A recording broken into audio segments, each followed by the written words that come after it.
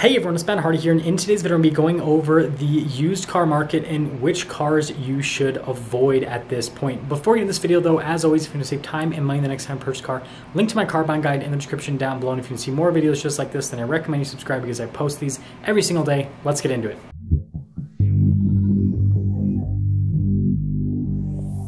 If you've been following the channel for the last couple months, then you know that the used car market has declined by a massive amount over the last 12 months and especially over the last 6 months. We're down by over 20% on average. Some categories are down by an even greater amount than 20%.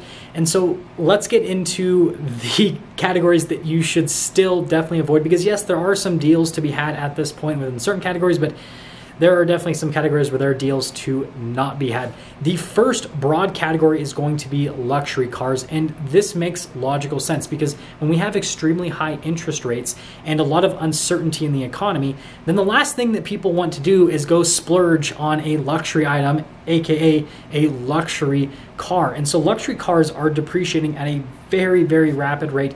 Every single week, dealers are having to dish out massive discounts on these luxury cars just to try to sell them, and they're still not selling them.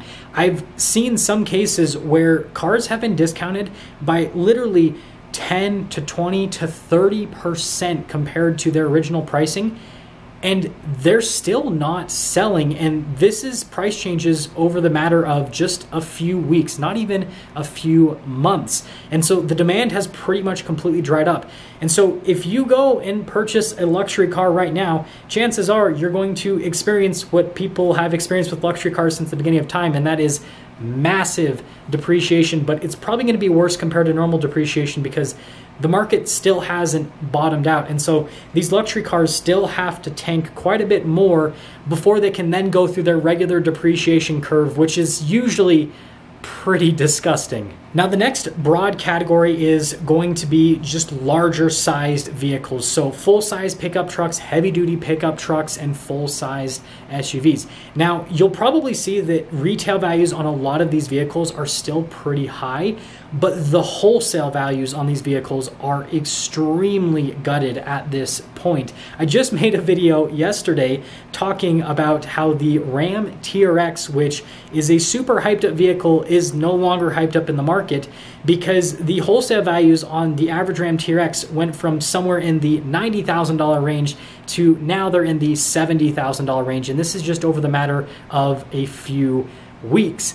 And so this, again, broad category on the used market is something that has to decline by a pretty large margin before it finds a bottom. And so again, if you go and look at vehicles in this market, then chances are the prices will still be high and the depreciation that you'll experience will also still be really high. The next broad category is going to be compact vehicles, and I'm talking about compact cars and SUVs, hatchbacks as well. And I do need to emphasize that this is just pertaining to non-hybrids, because if it's a compact hybrid SUV or sedan, then it is probably sold out and you'll have to pay a market premium to get into one because everyone is diving into hybrids right now. But non-hybrids are starting to sit on lots and they're starting to lose value at a pretty rapid rate. And again, this is another category that in a regular market depreciates at a pretty rapid rate. And so it makes sense as to why these cars are finally starting to lose so much value, because they're going down to where they should be and then they'll be able to experience normal depreciation. So that's another one to avoid right now. The next category is actually electric vehicles, and this one is really strange because hybrid vehicles are super hot right now and the electric car market is only growing as time goes on. So you'd think that demand would be crazy for used electric vehicles, but it's not.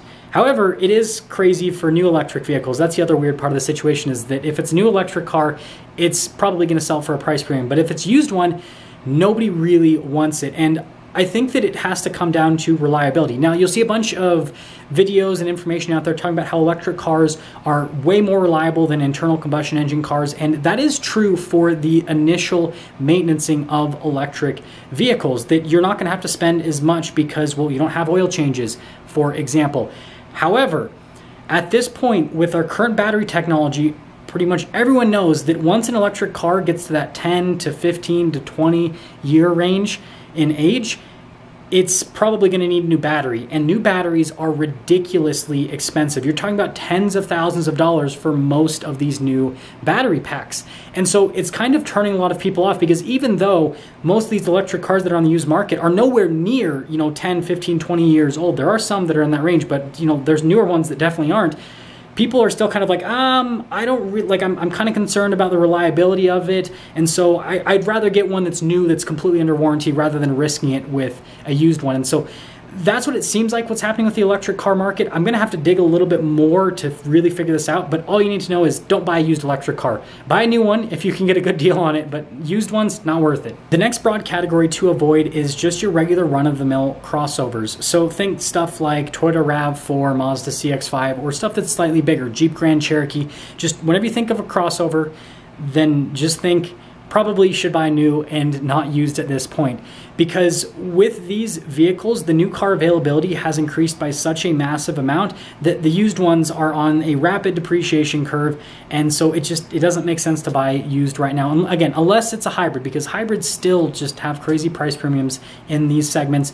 But if it's just, a normal crossover, new is probably going to be the route right now. And then the last broad category is just vehicles that aren't all that fuel efficient or perceived as fuel efficient. And I need to emphasize the perceived as fuel efficient part, because there are vehicles that'll have a V8 powertrain that actually are more fuel efficient than something with like a V6 or even a 4-cylinder powertrain. But just because they have a V8 which is perceived as bad fuel economy means that the values are just not there anymore. So anything that falls within those broad categories of just big engine, unless it's something that's very, very special, is right now depreciating at a pretty rapid rate. Again, I mentioned the Ram TRX earlier in the video. That is a great example. It actually gets pretty similar fuel economy to most pickup trucks. Like in mine personally, I'm able to get 14, 15 miles per gallon, which if you ask someone that owns like a Tundra or an F-150, maybe they're getting a little bit better in like an F-150, but most pickup truck owners get like 12 to 15 miles per gallon. However, it's got a big supercharged V8, so it's perceived as horrible with the fuel economy, so values are going down. So at this point in the video, you're probably going to say, Ben, you pretty much mentioned every single vehicle, and well, you're kind of correct. However, there are some categories that are still really hot right now, and those categories are dwindling day by day. And so I wouldn't pay any market premiums for these categories, but understand that there are still most likely market premiums on them. So anything that's a brand new release will most likely have a market premium on it. And so if it's being sold on the used market where someone's trying to flip it, then yeah, it's probably going to be going for way over MSRP. Think like the new Ford Bronco Raptor, for example. Once the new Toyota Sequoia is more readily available, that will surely go for over MSRP on the used market. So just stuff like that. And then just more limited edition sporty cars. There's still enough demand for these vehicles because they have a big enthusiast base that people will pay pretty big premiums for it. The new Honda Civic Type R, for example, that just came out, that thing is going for $10,000, $15,000, $20,000 over MSRP. I still see pretty big markups on stuff like the Ford Mustang Shelby GT500, for example. So anything that is in that, again, sport category could still have a market premium on it, but what you need to understand is that those market premiums don't necessarily reflect what's actually happening within the market, because a lot of these vehicles are starting to sit on dealer lots because people just aren't willing to pay the prices. And so I would just be patient with these vehicles, because the worst thing that you could do is, jump into the hype squad on something like a Ford Bronco Raptor, pay $10,000, $20,000, $30,000, $40,000 over MSRP, and then find out that it is now selling for MSRP just a few weeks or a few months later because the market hype has died on that vehicle because interest rates increased yet again. Now, in terms of what you can do as a buyer, you can just wait. That's the best possible thing to do right now, because with these categories that are depreciating at a really rapid rate, I think it's pretty self-explanatory. You don't want to catch a falling knife, so to speak. So just wait it out. The values will level out, and then that'll be the time to buy out those categories. Oh, I guess depending on what interest rates will be, because if interest rates are still sky high, then it might not make sense if you're financing. Now, with these hype cars, I'm just telling you right now, these market adjustments are not going to last. I've been saying this over and over again. So just be patient and just let the dealer that you're working with know, hey, If that car doesn't sell for some reason, I am a buyer at MSRP or whatever number you feel is a good deal on that vehicle, and just let that dealer know like you're ready, like you are ready to go at that price. And chances are you'll get a call in a few weeks and they'll be like, hey, by the way, this one's available, and you'll probably tell the dealer, well, I bought one already for that price, because that's what's been happening to these dealers because they've been so slow to act. But hopefully that helped you out. That'll sum things up. I'll see ya.